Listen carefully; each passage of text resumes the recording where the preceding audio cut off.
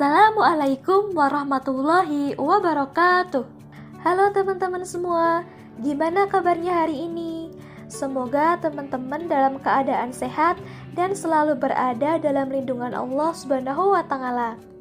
Perkenalkan, nama saya Valelia dari Prodi Pendidikan Agama Islam kelas C semester 4. Pada kesempatan kali ini, saya akan memberikan penjelasan mengenai biografi dan pemikiran tokoh-tokoh kebangkitan Islam modern. Teman-teman udah tahu belum kalau pada abad ke-20 dunia Islam dijajah oleh bangsa barat di berbagai bidang seperti bidang industri, ilmu pengetahuan, teknologi, politik, dan militer. Kolonial Barat menghancurkan pemerintahan negara-negara Muslim yang ada pada waktu itu, sehingga pada penghujung abad ke-21, hampir semua negara Muslim tersentuh oleh penetrasi bangsa Barat. Semenjak kedatangan Napoleon Bonaparte pada tahun 1798 di Mesir, umat Islam mulai mengalami kemunduran. Hal ini memaksa para pemuka Islam untuk mulai berpikir guna merebut kemerdekaan yang dirampas dan membangkitkan kembali dunia Islam yang sempat terpuruk. Oleh karena itu, muncul tokoh-tokoh pembaharuan Islam modern di berbagai wilayah. Salah satu tokoh yang pemikirannya banyak mengilhami gerakan kemerdekaan adalah Sayyid Jamaluddin Al-Afghani.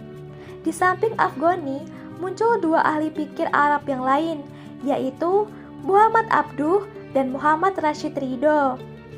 Di Eropa juga muncul satu tokoh pelopor kebangkitan Islam yang turut memotori gerakan kemerdekaan. Beliau bernama Shakib Arslan. Nah, untuk mengetahui pemikiran-pemikiran dari tokoh-tokoh luar biasa tersebut, langsung saja kita simak penjelasan berikut ini.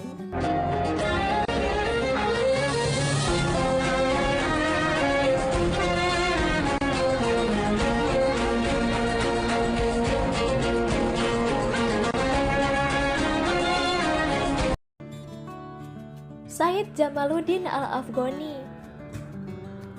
Biografi singkat. Afghani lahir pada tahun 1839 di Afghanistan dan meninggal di Istanbul pada tahun 1897. Sejak kecil, Afghani sudah belajar membaca Al-Quran, bahasa Arab dan Persia, serta ilmu-ilmu lainnya seperti tafsir, hadis, tasawuf, dan filsafat. Afghani disenangi oleh umat muslim karena aktivitas dan pemikiran politiknya menjadi inspirasi bagi upaya pembebasan umat Islam dari penjajahan bangsa barat. Afghani terus-menerus mengobarkan semangat melawan kolonialisme dengan berpegang teguh kepada ajaran-ajaran Islam sebagai stimulusnya. Pemikiran. Dalam lingkup yang lebih luas, Afghani menganjurkan persatuan dan kesatuan umat Islam di seluruh dunia dalam pergerakan yang disebut pan-Islamisme. Pan-Islamisme menekankan pentingnya persatuan ideologi dan politik dunia Islam yang dapat dijadikan tameng untuk mempertahankan eksistensi Islam dari imperialisme bangsa Barat. Dengan ide ini, beliau mencita-citakan terbentuknya suatu asosiasi antar negara-negara Islam di seluruh dunia. Pada akhirnya, ide pan-Islamisme ini mampu menginspirasi umat Islam untuk bersatu. Sebagai bukti konkret, dunia Islam mampu membentuk lembaga resmi yang beranggotakan negara-negara Islam sebagai wadah untuk membicarakan kepentingan umat Islam di seluruh dunia. Lembaga tersebut adalah OKI, atau Organisasi Kerjasama Islam. Muhammad Abduh.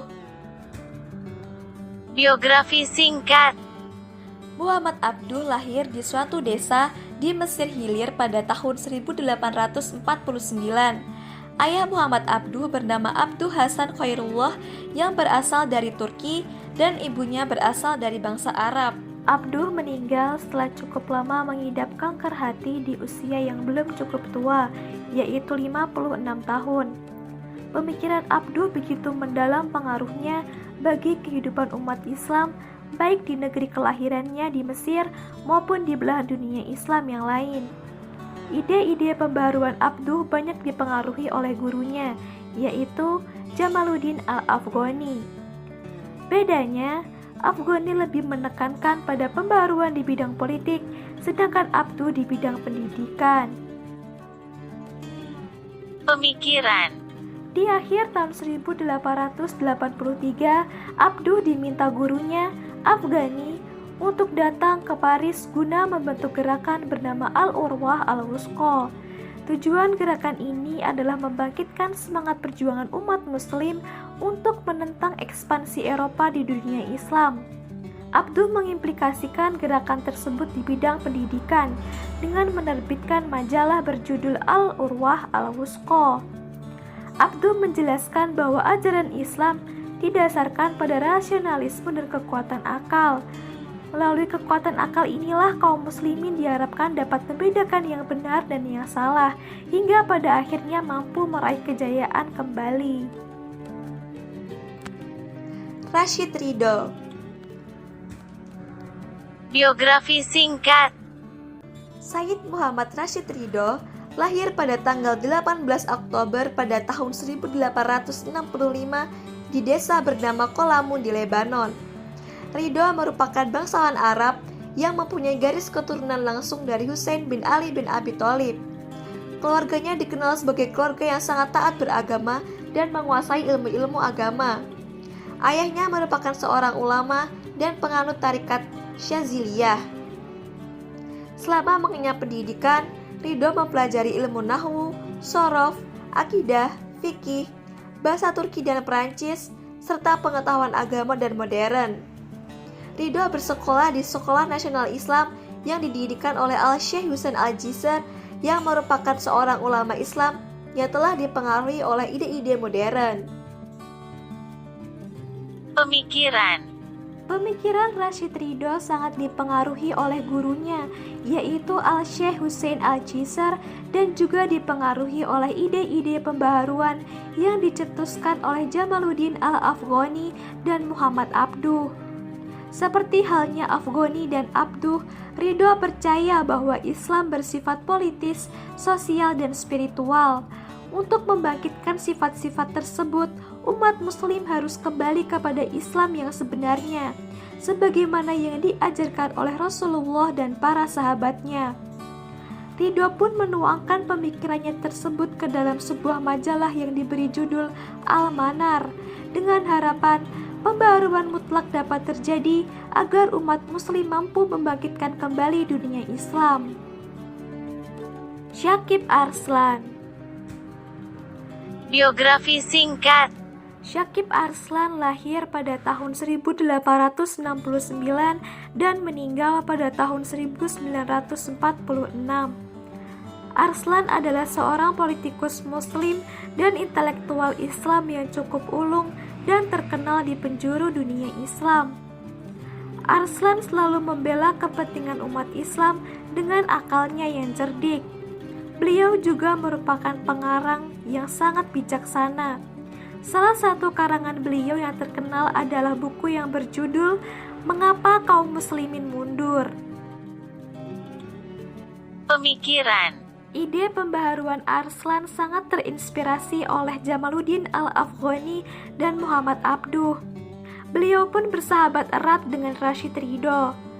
Dalam bukunya yang berjudul Mengapa Kaum Muslimin Mundur, Arslan menyatakan bahwa sebab-sebab kemunduran negara Islam adalah kurangnya penguasaan terhadap ilmu pengetahuan dan kemerosotan akhlak. Oleh sebab itu, Arslan menyusun misi untuk menginternasionalisasikan berbagai masalah pokok yang dihadapi negara-negara Islam akibat kekuasaan bangsa Barat. Beliau pun menggalang pendapat seluruh orang Islam agar terbentuk ikatan keislaman sehingga mereka dapat memperoleh kemerdekaan dan memperbaiki tata kehidupan sosial yang lebih baik. Pada awalnya, Arslan mengambil alih konsep-konsep pan-Islamisme milik Afghani. Namun dalam praktiknya, Arslan lebih menitik beratkan perjuangannya pada pan-Arabisme, yaitu gerakan pembaharuan dengan tujuan untuk membangun solidaritas antar bangsa-bangsa Arab. Nah teman-teman, begitulah pemikiran tokoh-tokoh kebangkitan Islam modern. Meskipun gerakan perjuangan yang dilakukan oleh keempat tokoh tersebut belum mencapai hasil yang diinginkan, yaitu kemerdekaan. Tetapi gema pemikiran Islam mereka sangat berpengaruh terhadap era generasi berikutnya untuk membebaskan bangsanya dari penetrasi kolonial Barat.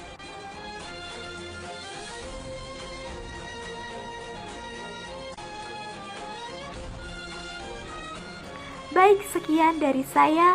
Semoga apa yang saya sampaikan bermanfaat. Kurang lebihnya saya mohon maaf. Saya akhiri.